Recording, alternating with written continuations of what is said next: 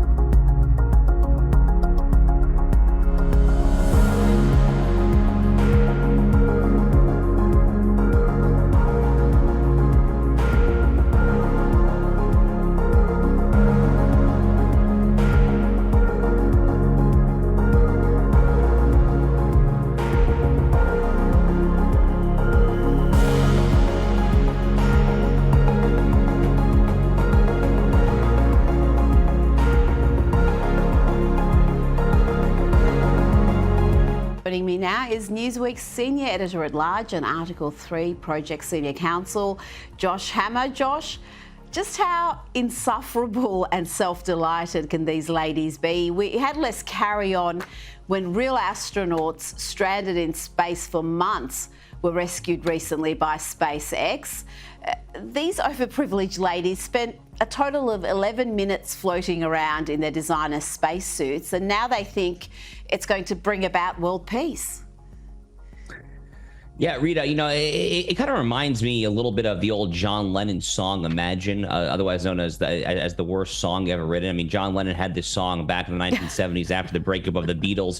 It's going to be a world with no borders, no religion, just kumbaya, world peace there, you know, and apparently Katy Perry here and the ladies circumnavigating the globe in the year 2025 are trying to do their best John Lennon Imagine impression there. But I mean, what a bunch of just overindulgent pure exhibitionism. I mean, that really is the word that comes to mind here. I mean, this is obviously a stunt. It is transparently a stunt. These people are not going into space for any other reason other than to kind of raise their fist and say rah feminism, world peace. I mean, the message, frankly, like I don't even fully understand exactly what the purpose of this stunt was. I mean, it's kind of like a United Nations like hold hands together kumbaya thing. It's also partially like a feminism thing. But frankly, I mean, when people do this in the name of feminism, they actually set real feminism and real genuine equality of the sexes backwards there. Because I mean, if this is what people think of when they think of feminism, someone who gets dolled up and they put on the designer suits and the makeup. I mean, Katy Perry clearly spending more time actually getting her makeup ready